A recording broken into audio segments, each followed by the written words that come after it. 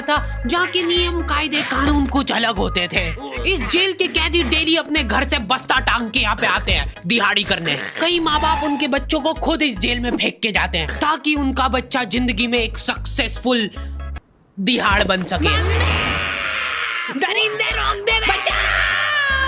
मैं अपनी दिहाड़ी करने वैन से जाता था। हमारी वैन वाले ड्राइवर का नाम था भैया जी और उसकी वैन का नाम था मैजिक, जिसका हर दूसरे दिन टायर पंचर हो जाता था। बच्चे लोग स्कूल जाके पढ़ना सीखे ना सीखे टायर पंचर बनाना जरूर सीख जाते थे। लेकिन भैया जी से मेरा अलग अटैचमेंट था। उनसे मेरे को दिल से नफरत थी। ये आदमी सुबह 5 बजे आके मेरे घर के सामने हॉर्न बजाता था। अरे भैयू, ओए भैयू, जल्दी से तैयार हो जा बेटा, 5 मिनट में निकलना है फटाफट। 9 बजे का स्कूल है यार हमारा। लेकिन ये आदमी सुबह सबसे पहले आके मेरे को लेता था।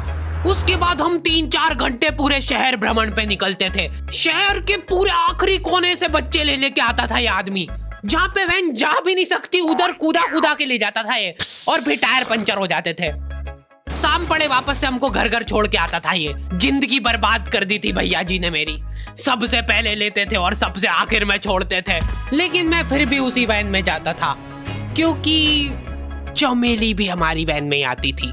और बात यह है कि वो मेरे पास ही बैठती थी, मतलब मजबूरन। उसके पास और कोई ऑप्शन ही नहीं बचता था और मैं बचाता भी नहीं था। मैं घर पे जाते से जो 2-3 घंटे मेरे को सोने के लिए मिलते थे उसमें सोता नहीं था और मैं प्लानिंग करता था कि कैसे चमेली सिर्फ मेरे पास बैठे। चमेली सबसे आखिर में आती थी और मैं सबसे पहले सुनसान वैन में चढ़ के बस्ता अपने पास में रख के और फसर के सो जाता था। बाकी सारे बच्चे अपना बस्ता गोदी में रखते थे क्योंकि तुम्हारे बाप की वैन नहीं है, मतलब मेरे भी नहीं थी। पर मेरे ऊपर भैया जी को तरस आ जाता था कि बेचारा 5 बजे से आया है, तो वो सोने देते थे। अरे कैसे चला रहा है ये गाड़ी? रुक जा, गाड़ी चलाना नहीं आती क्या? देखो, आदमी इतना तभी चिढ़ता है जब उसकी जिंदगी में कोई लड़की ना हो। नहीं है ना? नहीं, मैं समझ सकता हूँ लड़की ना होने का दुख दर्द। मैं भी किसी जमाने में लड़कियों की तलाश में गली मोहल्ले भटकता था। फिर एक दिन मेरे पास से वो निकली। जैसे ही मैंने हैपन खोल के देखा उसकी आईडी मेरे फोन पे चमक रही थी।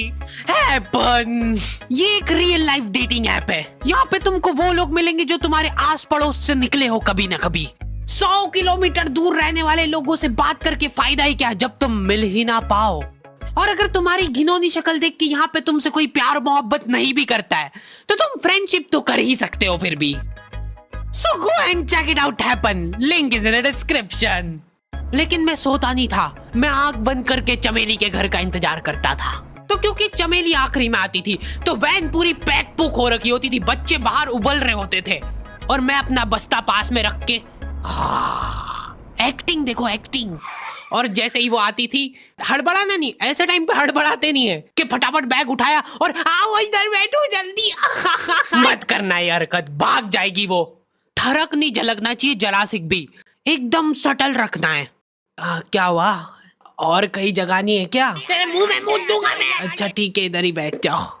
देख रहे हो एक्टिंग देखो तुम लौंडे की। ना जाने कौन सी नशीली खट्टी मीठी खुशबू लगा के आती थी चमेली। आज तक उसकी खुशबू है मेरी नाक में। मैं वो खुशबू का पूरा मजा ले ही रहा होता हूँ, इतने में एकदम भभका बास आती है निकाह से। जैसे ही मैं बाहर झांकता हूँ, मरा हुआ कुत्ता पड़ा है वहाँ पे। एक काली कार सूख करके निकली और मेरे बच्चे को मार दिया। कैसे करके निकली? शूक। ऐसे नहीं निकली थी, मैं यहीं पे खड़ा था, वो कार आई थी और जैसे ही वो बच्चा नीचे आया तब वो खड़ा, वो बच्चा चिल्लाया और फिर कार शूक करके भाग गई। उधर कुछ बच्चे ऑटो रिक्शा से भी आते थे स्कूल। ऐसा लगता था कि पूरे स्कूल के बच्चे इस एक ऑटो रिक्शा में ठूस ठूस के ले जाता है वो। ये ऑटो वाले और भैया जी दोस्त थे और अब ये बीच सड़क पे रेसिंग लगवा रहे हैं। इनकी गाड़ियां उबला रही है बच्चों से, फिर भी नहीं मान रहे ये लोग। नहीं जीतूंगा। स्कूल जाके वो पीछे मुलट के देख रहा है तो एक बच्चा नहीं बचा उसके ऑटो रिक्शा में। हमारे भैया जी बेचारे पीछे से उनके गिरे हुए बच्चों को उठा उठा के ला रहे थे। ये सब हरकतें करके हम लोग जैसे तैसे कैद खाना पहुंच जाते हैं। सुबह 5 बजे से निकलने के बावजूद हम लोग लेट पहुंच रहे हैं। वहाँ पे पहुंच के हमने देखा कि 4 लौंडे मरे हुए पड़े हैं। जिनको डॉन ने मारा है। डॉन हमारे स्कूल की इंचार्ज थी। डॉन का कद छोटा था और पेट मोटा था, और आश्चर्य की बात यह है कि समय के साथ उसकी हाइट कम हो रही थी। मतलब बड़े नहीं बड़े वो चलता एक बार को, पर इसकी कम हो रही थी। डॉन बहुत स्ट्रगल करके कार से स्कूल आती थी खड़े होके, क्योंकि बैठ जाए तो उसको सामने की सड़क नहीं दिखती थी। वो अलग बात है, खड़े होके भी पूरा नहीं दिखता था। हर रोज 2-4 कुत्ते कुचलते हुए आती थी वो। फिर मेरे को समझ आया कि रास्ते में जो कुत्ते दिखे थे वो डॉन इस कैद खाने में छत पे बैठी रहती थी स्नाइपर लेके। कोई भी कैदी कुछ गलत गतिविधि करता हुआ दिखता था तो वहीं पे, मैडम इनकी लाश का क्या करना है? अरे ये तो आपको पता ही है।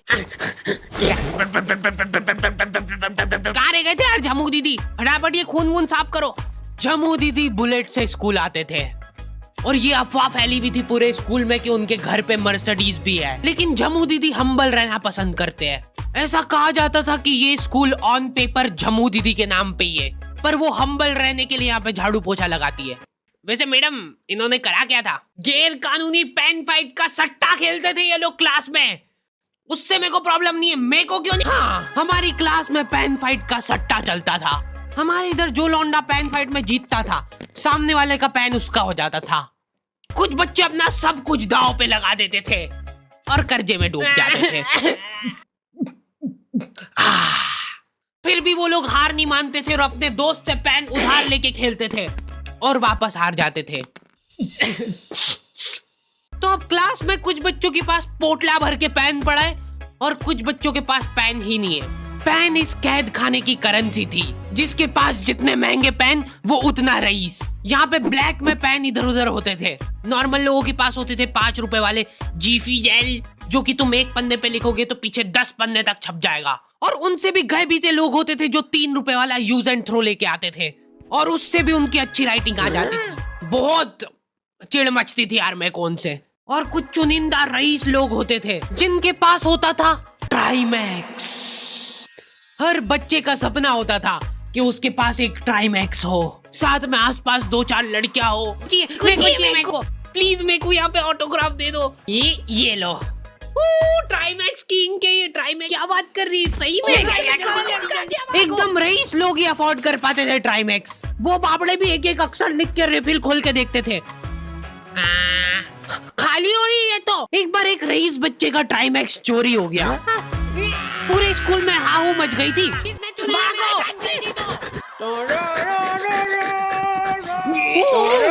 देखो, उस दिन हमको पता चला कि वो आदमी दौड़ भी सकता है।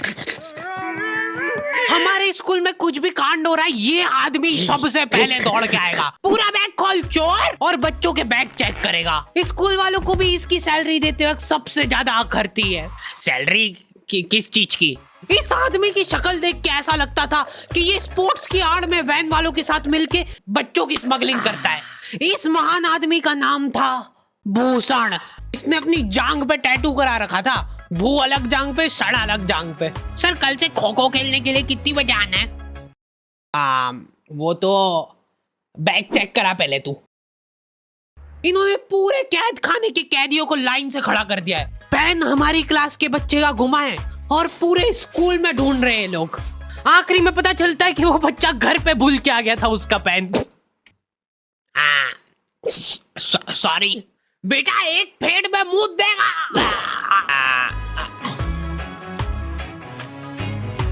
ऐसे तो नमूने बच्चे थे हमारे स्कूल में, और टीचर लोग उनसे भी गए बीते थे। हमारे स्कूल में टीचरों को उनके नाम से कोई जानता ही नहीं है। बच्चों ने उनकी हरकतों के अनुसार टीचरों के नाम रखे हुए। हमारे इंग्लिश वाले टीचर का नाम था छोटा भीम। इससे चिड़चिड़ा आदमी मैंने आज तक नहीं देखा। छोटा भीम की हॉबी थी लड़कों को कूटना। उस बेचारे की हाइट छोटी थी तो बच्चे के मुंह तक उसका हाथ ही नहीं पहुंचता था। बेचारा ऊंचक उचक के मारता था, फिर भी कमर तक ही हाथ पहुंच पाता था उसका। एक पॉइंट पे मेरे को ऐसा लगने लग गया था कि उसको सैलरी लड़कों को कूटने की मिल रही है। कभी किसी बच्चे को बहुत ज्यादा मार दिया, घायल हो गया वो बेचारा, ये लो आपका एक्स्ट्रा बोनस। होमवर्क तुम्हारा बाप करेगा क्या? सर मेरे पापा मर गए थे। तू भी मर जा। ये लो। अरे वाह, नहीं चल रही, सांस तो नहीं चल रही है। हाँ कंफर्म कंफर्म मर चुका है ये। ओह ये लो आपका प्रमोशन हो गया है। लड़कियों से उसका अलग अटैचमेंट था। कौन सा परफ्यूम लगा के आई हो? सर थोड़ा थोड़ा दूर रहो। अरे मैं कुछ कर थोड़ी ना। भोली सी सूरत और आंखों में ठरक लेके स्कूल आ जाता था ये डेली।